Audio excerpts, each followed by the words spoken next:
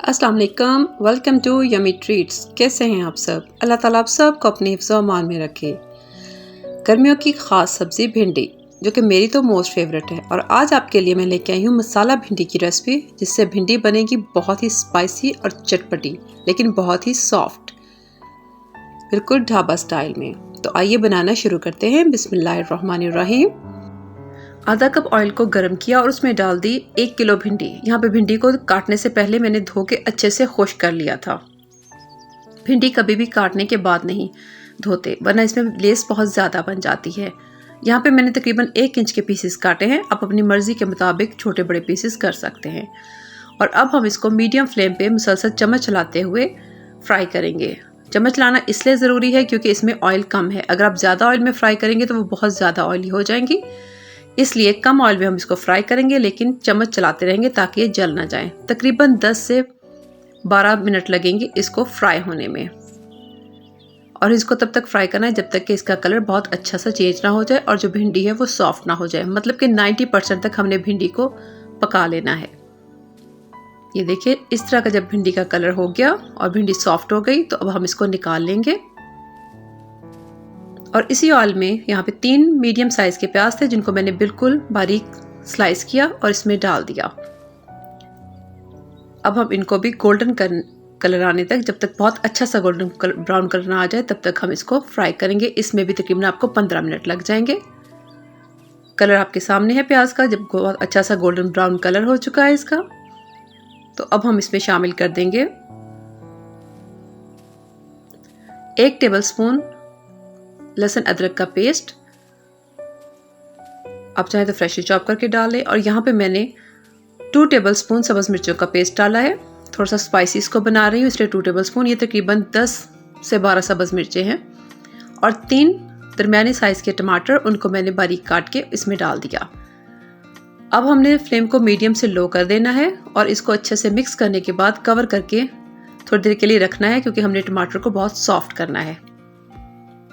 अब हम इसको कवर करके रख देंगे।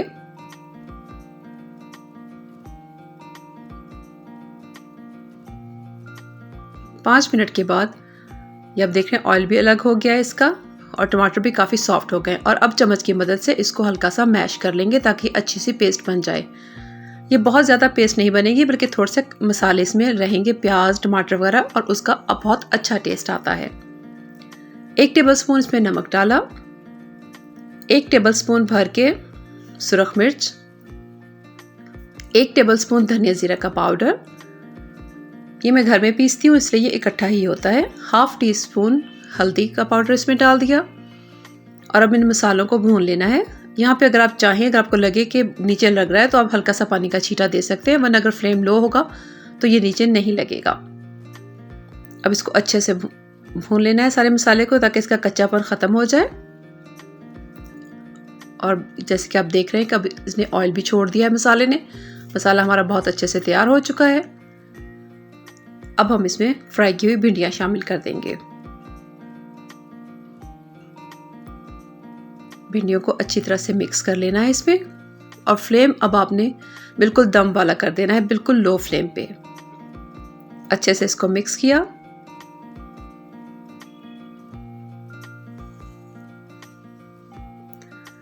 हाफ टी स्पून गरम मसाला भी इसके ऊपर छिड़का, उसको भी अच्छे से मिक्स किया।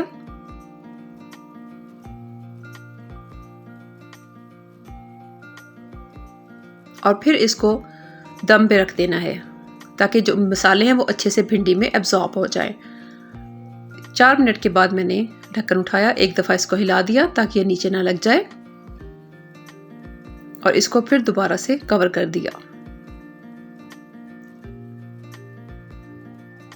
मज़ीद 4 से 5 मिनट के बाद जब दोबारा से ढक्कन उठाया, तो भिंडियाँ बहुत अच्छे से बन चुकी हैं। हमारी मसाला भिंडी बन के तैयार हो चुकी है। एक बहुत ही स्पाइसी और बहुत ही मज़ेदार, मेरी तो जैसे मैंने पहले बताया, ये मोस्ट फेवरेट है गर्मियों में।